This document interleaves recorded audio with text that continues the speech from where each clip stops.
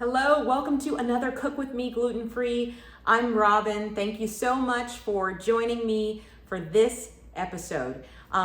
We are going to make Mexican lasagna. Now, I love all lasagna. I'm hoping to one day do my traditional lasagna for you as well. The noodles that I use are very good, but today we're focusing on Mexican lasagna.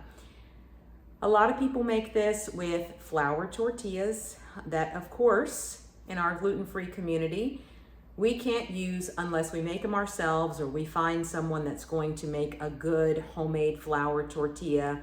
I haven't found one on the shelves that's really good. Some brands that I do like, I like the Siete brand tortilla, which is almond flour, and they do another one, I think cassava, and they're very good. But today we're gonna use corn tortillas. We'll go through the ingredients, but this is a layered dish. So go ahead, if you're gonna make this along with me, preheat your oven to 350. It is super, super easy to make. You can use whatever you have in your cabinet. You can make this vegetarian. If you have dairy issues or lactose issues, you certainly could use like a lactose-free cheese. So lots of different options, but the one thing I can guarantee is it's definitely delicious.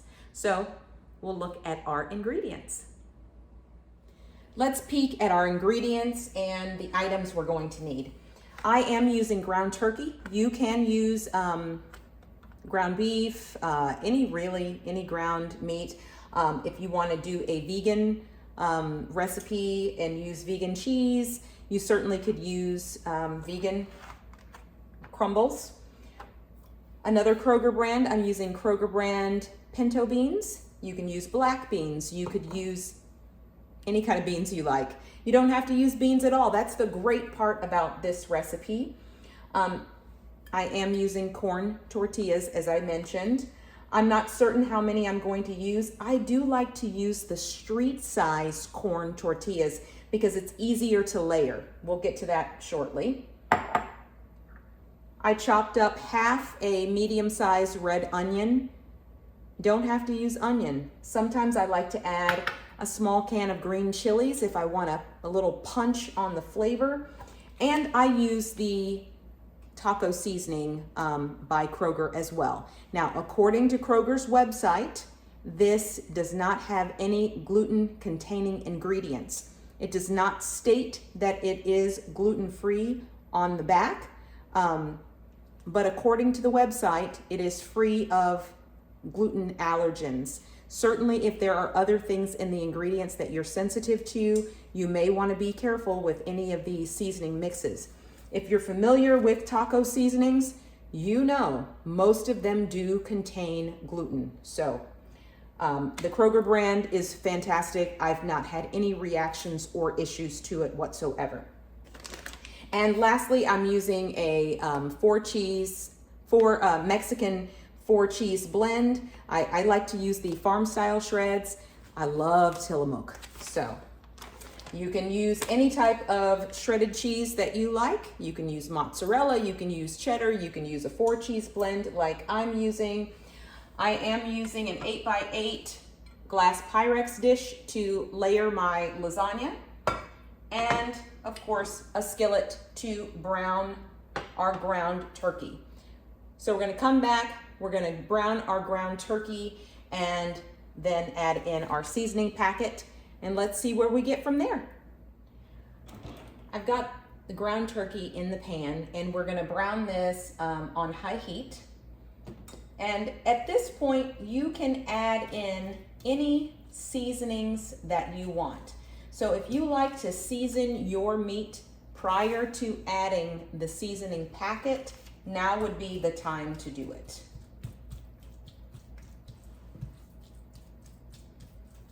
I'm just gonna let this cook up, brown, just like you were making a spaghetti or something like that. And once I get this browning, then I will come back when it's time to add in our seasoning packet. One thing I forgot to mention, a little bit of water. the seasoning packet says to add 2/3 cup of water. We may not add 2/3 cup because we may have, and I also drained my pinto beans, but there may be a little bit of liquid left on the beans, so I'm not sure how much we're going to use, but we'll make sure we measure that out. So again, I finished browning our turkey, and we'll be back to add the seasoning packet. Our meat is browned. What I'm going to do is I'm just going to add a little bit of water to the pan. So that was probably about 1/8 to 1/4 of a cup of water, just enough to cover the bottom of the pan to stop any sticking that you might have. I did spray my pan prior to browning my meat. I always do.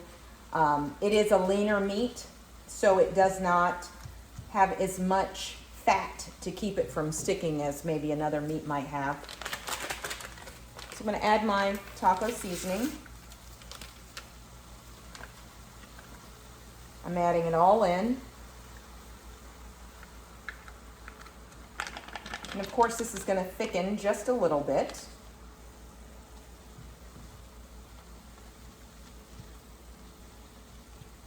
And I'm just kind of eyeballing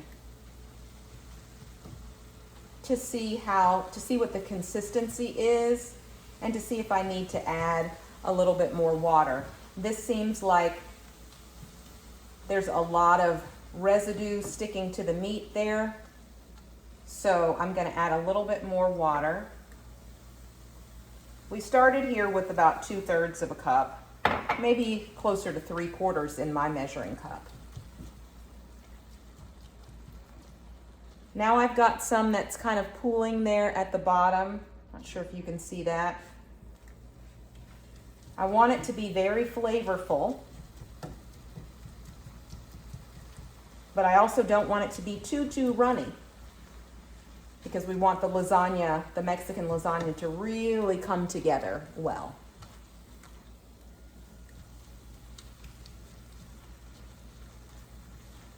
Okay, that's looking pretty good to me. Let's see if you can see that. It's covering all the meat. I don't have a lot of liquid left over. So now at this point, I'm going to go ahead and add in my beans, my pinto beans. Again, you can use black beans here. And you see there was still a little bit of liquid. I did drain the can of beans, so I got most of the liquid off, all that I could. And I'm mixing this in.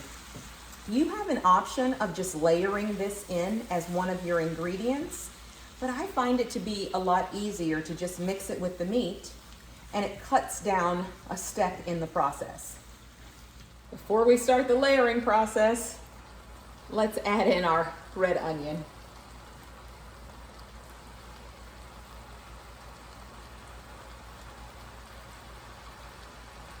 There we go.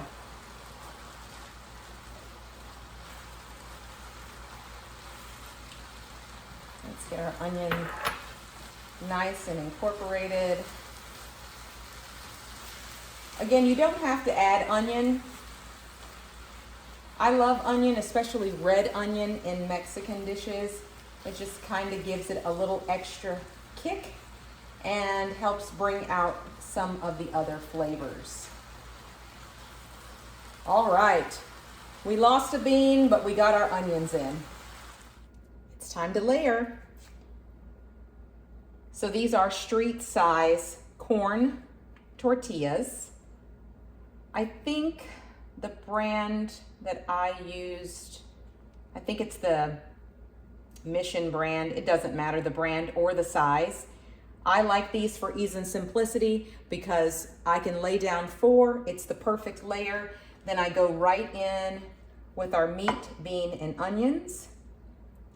Something else that's great in here, green chilies. Oh my goodness. It really gives it a punch.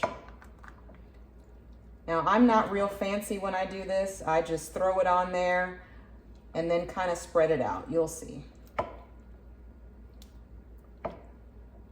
All right. Here we go. We get the layer all the way across. I'm going to add a little bit more to this layer.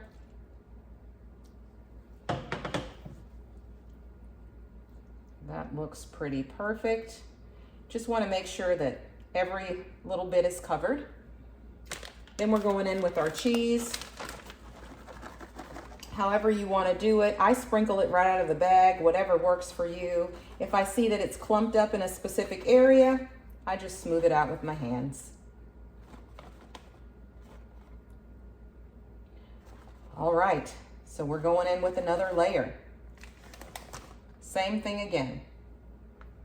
We got our tortillas. We're going to use 4. We know 4 is what works. All the way across. Covering the gaps.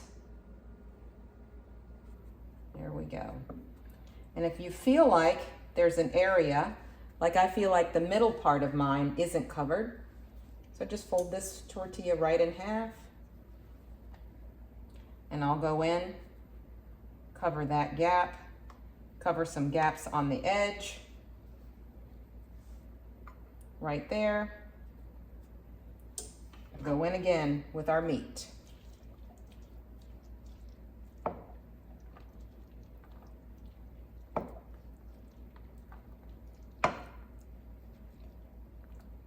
Here we go.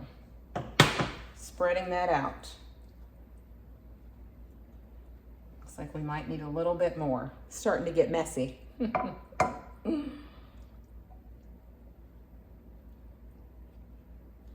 Spreading it out, filling in our gaps.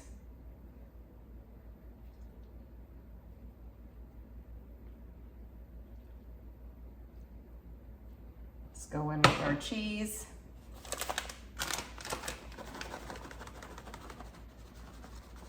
Same thing again, just covering all the space. But you try not to throw the cheese on the floor like I just did. All right, covering that nicely. And then I'm going in with 4 more tortillas. And I like to end mine topped off with meat. I see a couple of gaps, so just like I did before,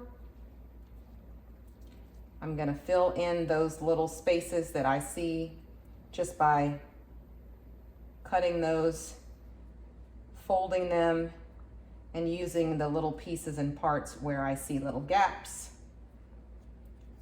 Just like we get creative with our lasagna noodles, we get creative with our tortillas in layering. And I'm just taking the rest of this meat, and bean, whatever's left, and that's all going right on top.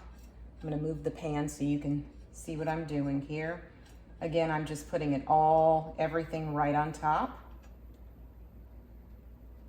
I'm gonna spread that out. And you might have a little less on top, right? That's okay. That's okay. This is your top, what I call your top pretty layer. And then you'll use the rest of your cheese. And you'll sprinkle. Now, you certainly can use more cheese. If you want to use more cheese, because this isn't enough, this recipe is very fluid. This is how I make it, but you can again add and delete. Another thing I like to add in mine is corn. Corn, like a little small can of Mexican corn. It goes really, really well with this. Okay, so that's it. That's it. 350 degrees in the oven, and we're going for 30 minutes. At about the 20-minute mark, take a peek, because what you want is you want it to be browned on top, just like any casserole, right? You want it to brown on top. You want your cheese to melt, because remember, everything in here is really already cooked, but we just want it all to come together. So let's go ahead and pop it in the oven. And we'll set our timer to 30 minutes. We're already preheated to 350. And we'll be back when it comes out of the oven. I took it out of the oven. Our Mexican lasagna is finished.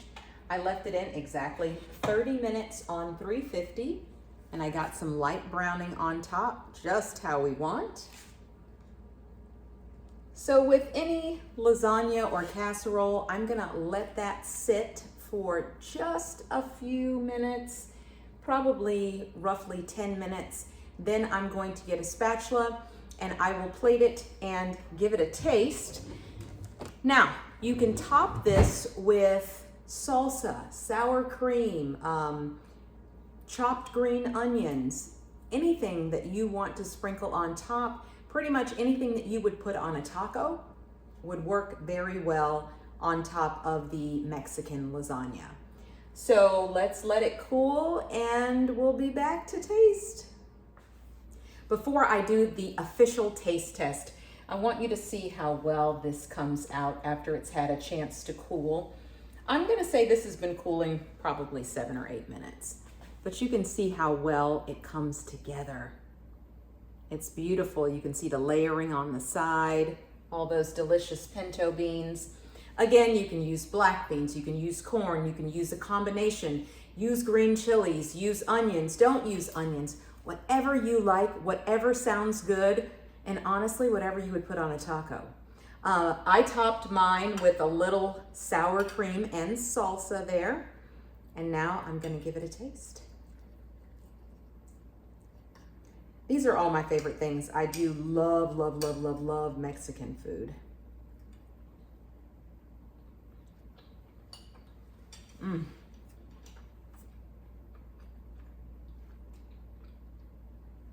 This is a 10 out of 10. I think it's fail proof, unless you just completely burn it, but this is delicious. Definitely try Mexican lasagna. Put your own spin on it. Make your own taco seasoning mix. Season it however you'd like. There's a lot of room and grace in this particular recipe. Thank you for joining me on another Cook With Me gluten-free. Don't forget to like and subscribe and comment. Let me know what you want me to try. Let me know what you want me to make. I will see you next time and have a wonderful week.